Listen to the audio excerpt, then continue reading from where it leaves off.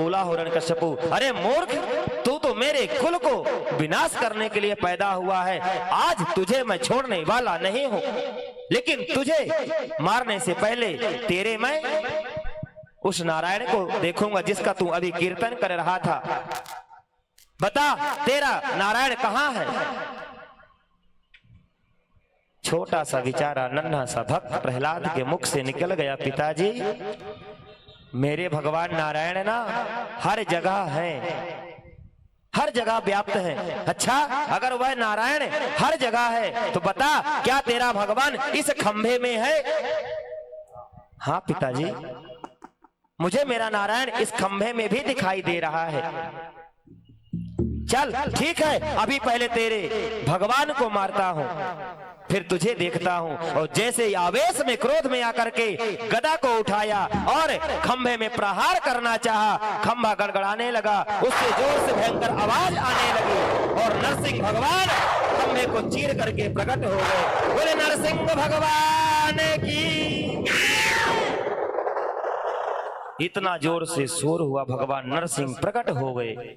अब तो स्वरूप को देख करके भगवान नरसिंह का विकराल स्वरूप हिरण्यकश्यप एक क्षण के लिए भयभीत हो गया, यह कौन है?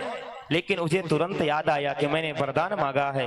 युद्ध करने लगा, भगवान भी उसके साथ युद्ध करने लगे। जैसे ही जो बेला इस समय की हो रही है, जैसे संध्या समय हुआ, भगवान ने उसको गोदी में पटक करके बीच देहरी के बैठ करके अपने गोदी में पटक करके बैठ गए। दुष्ट, अब तुझे मैं मारूंगा। महाराज, मुझे आप मार नहीं सकते। क्यों? मैंने वरदान प्राप्त किया है ब्रह्मा जी से कि मैं न दिन में मरूं ना रात में। नरसिंह भगवान ने कहा, देख इस समय क्या समय हो रहा है। बोले न दिन है न रात है। भगवान ने कहा संध्या का समय है, तब भी नहीं मार सकते। मैं ना अंदर मरूं ना बाहर। भगवान ने कहा कहां है तू? इसीलिए तुझे बीच देहली में पटक के रखा है, ना अंदर है ना बाहर है। मुझे तब भी नहीं मार सकते, मैं ऊपर मरूं ना नीचे। बोले कहां बैठा है? इसीलिए तुझे अपने गोदी में पटक के रखा है। बोले तब भी मुझे नहीं मार सकते। क्यों? मैं ना अस्त्र से मरूं ना शस्त्र से।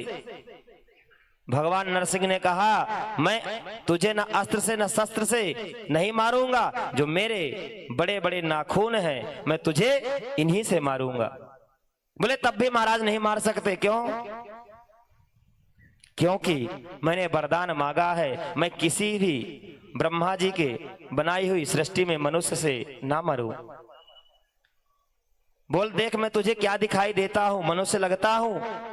बोले नहीं, सर किसी और का, धड़ किसी और का। आप मनुष्य हो भी और नहीं भी हो। बोले अब मैं तुझे मारूंगा। बोले महाराज, मैं इतनी कच्ची गोटी नहीं खेलता हूं, पक्का करके आया हूं। मैंने भी सबसे बड़ा वरदान आखिरी में मांग ही लिया कि 12 महीने में मैं किसी महीने में ना मरूं। भगवान ने कहा ये कौन सा महीना चल रहा है?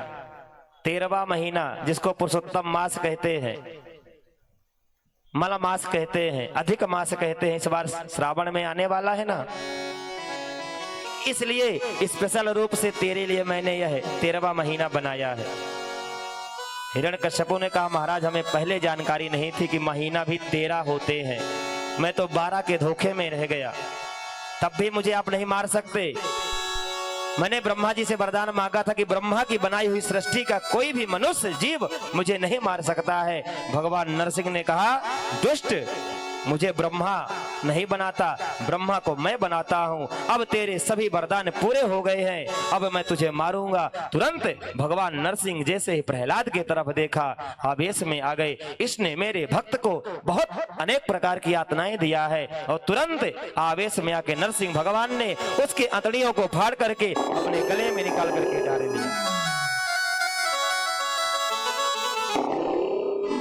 जैसे ही गले में डाला, हिरण्यकश्यप का प्राणांत हो गया। सभी स्तुति कर रहे हैं, लेकिन स्तुति जैसे जो करने जाता है, ब्रह्मा जी गए तो भगवान ने जोर से हुंकार भरी, मूर्ख,